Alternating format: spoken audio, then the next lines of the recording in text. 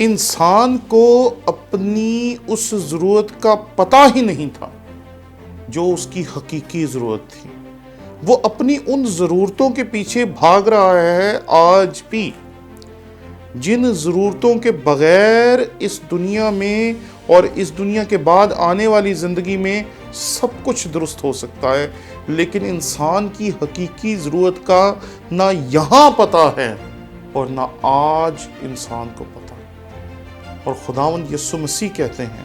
اے باپ ان کو معاف کر، کیونکہ یہ نہیں جانتے کہ کیا کرتے ہیں۔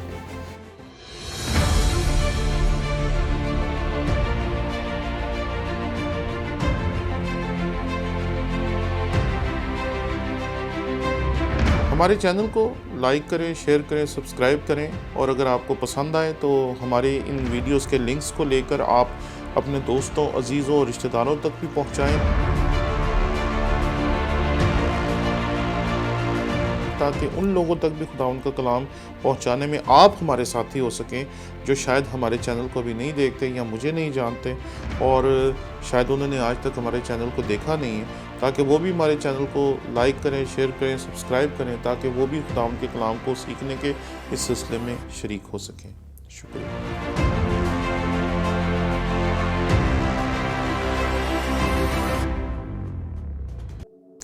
مسیح یسوع کے عظیم و جلیل نام میں آپ کی سلامتی ہو۔ میرا نام پادری پروفیسر ٹونی ولیم ہے۔ جب بھی کسی ذات کو ہم دل سے پکارتے ہیں تو اکثر اس ذات کو ہم پورے جذبات کے ساتھ پکارتے ہیں، یا جب ہمارے جذبات کسی نقطۂ عروج پر پہنچ جاتے ہیں تو پھر ہم انہیں یاد کرتے ہیں جو ہمارے دل کے بہت زیادہ قریب ہوتے ہیں۔ مسیح خداوند صلیب پر ہے، اور صلیب پر جب مسیح خداوند نے اپنی زبان مبارک سے پہلے لفظ کو نکالا تو یہ لفظ تھا اے باپ۔ اس نے جب کہا اے باپ تو یہ دراصل اس بات کی علامت تھی کہ وہ اپنے ازلی تعلق کو دوبارہ خدا کے ساتھ ہونے کا اس دنیا پر واضح طور پر اظہار کر رہا ہے کہ یہ جس سے میں بات کر رہا ہوں، جس سے میں درخواست کر رہا ہوں، جس کو میں پکارنے لگا ہوں، وہ باپ ہے، اور وہ ازلی تعلق جو اس کا اور باپ کا ہے، جس میں وہ کہتا ہے میں باپ سے نکلا اور دنیا میں آیا ہوں، جس نے مجھے دیکھا اس نے باپ کو دیکھا۔ اور یوحنا رسول کہتا ہے کہ خدا کو کبھی کسی نے نہیں دیکھا، اکلوتا بیٹا جو باپ کی گود میں ہے اس نے اس کو ظاہر کیا۔ مظہر خدا ہے جو اس وقت صلیب پر ہے، اور وہ یہ لفظ استعمال کرتا ہے اے باپ، اور اس کے بعد وہ اپنی درخواست خدا کے سامنے پیش کرتا ہے،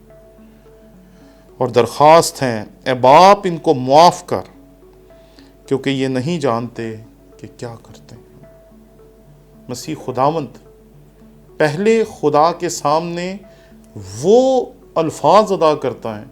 جو اس کے ازلی تعلق کو ظاہر کرتے ہیں، اور اس کے بعد وہ اپنے زمین پر آنے کے مقصد کو خدا کے سامنے رکھ دیتا ہے، کیونکہ اس کا اس زمین پہ آنے کا مقصد یہ تھا کہ انسان کی معافی کا انتظام ہو سکے، اور وہ کہتا ہے باپ ان کو معاف کر دیں کیونکہ یہ نہیں جانتے کہ کیا کرتے ہیں۔ اور اس کی معافی جو تھی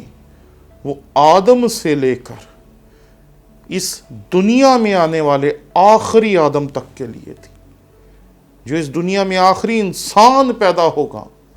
مسیح خداوند کی دوسری آمد سے پہلے یہ معافی اس شخص تک کے لیے مانگی گئی، تاکہ اس دنیا میں آنے والا، پیدا ہونے والا، اس دنیا میں وجود رکھنے والا آخری انسان بھی اس معافی کو حاصل کر سکے۔ اور اس کے بعد انسان کی نااہلی کی طرف خدا اشارہ کرتا ہے اور کہتا ہے باپ ان کو معاف کر کیونکہ یہ نہیں جانتے کہ کیا کرتے ہیں۔ انسان کو اپنی اس ضرورت کا پتہ ہی نہیں تھا جو اس کی حقیقی ضرورت تھی۔ وہ اپنی ان ضرورتوں کے پیچھے بھاگ رہا ہے آج بھی، جن ضرورتوں کے بغیر اس دنیا میں اور اس دنیا کے بعد آنے والی زندگی میں سب کچھ درست ہو سکتا ہے، لیکن انسان کی حقیقی ضرورت کا نہ یہاں پتہ ہے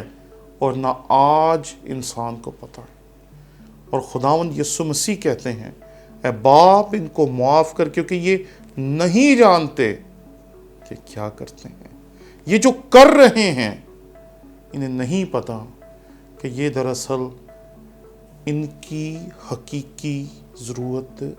نہیں ہے۔ کسی کو مار دینا، کسی کی جان لے لینا، کسی کو مصلوب کر دینا ان کی کسی طرح بھلائی نہیں کر سکتا تھا۔ اگر انہیں بھلائی کی ضرورت تھی تو انہیں اسے پہچاننے کی ضرورت تھی جو صلیب پہ مصلوب ہو رہا ہے، اور صلیب پہ مصلوب ہوتے ہوئے کہہ رہا ہے، اے باپ ان کو معاف کر، کیونکہ یہ نہیں جانتے کہ کیا کرتے ہیں۔ انہیں پتہ نہیں کہ ان کی جو غلط کاریاں ہیں، جو گناہ ہیں، جو بدیاں ہیں، وہ ان کی اس دنیا کی زندگی کو تباہ و برباد تو کر رہی ہے، لیکن یہ ان کی آنے والی جو ابدیت ہے، جس میں انہوں نے اپنی زندگی خداوند سے دوری میں گزارنی ہے، یہ وہ جو کر رہے ہیں اس کا انہیں پتہ بھی نہیں ہے کہ یہ اپنا مقدر لکھ رہے ہیں کہ یہ خدا کے خلاف جانے کی وجہ سے، اس کے بیٹے کی مصلوبیت میں شریک ہونے کی وجہ سے اتنے بڑے گناہ کے شریک ہیں جس سے معافی ممکن نہیں ہے۔ لیکن وہ پھر بھی کہتا ہے، اے باپ ان کو معاف کر۔ انہیں پتہ ہی نہیں ہے کہ یہ کس کی مصلوبیت کے شریک بن گئے ہیں، یہ کسے مصلوب کروانے جا رہے ہیں، اور یہ کس کو مارنے کے لیے اس تمام سازش میں شریک ہو رہے ہیں۔ لیکن وہ پھر بھی اپنے اس کام کے لیے جو کرنے کے لیے وہ اس دنیا میں آیا تھا، وہ انسانیت کے لیے معافی کی درخواست کرتا ہے، اور اب وہ اس درخواست کو کرنے میں حق بجانب ہے، کیونکہ اب وہ اس درخواست کو کرنے کے لیے ہر جانہ ادا کر چکا ہے، اپنا خون دے چکا ہے، اپنی زندگی دے چکا ہے، اور اب وہ بہت جلد اپنی جان دینے کے لیے اس مرحلے سے گزر رہا ہے جہاں اسے کچھ وقت کے بعد اپنی جان بھی دے دینی، اور چونکہ وہ کفارے کا کام پورا کرنے والا تھا، اس لیے وہ اس معافی کو مانگنے میں حق بجانب تھا۔ اس لیے آئیں اس کلمے کے تحت ہم اس بات کو سوچیں۔ کئی دفعہ ہم بھی اپنی زندگی میں ان چیزوں کے پیچھے چل رہے ہوتے ہیں جو دراصل درست نہیں ہیں، اور اس بات کو بھول جاتے ہیں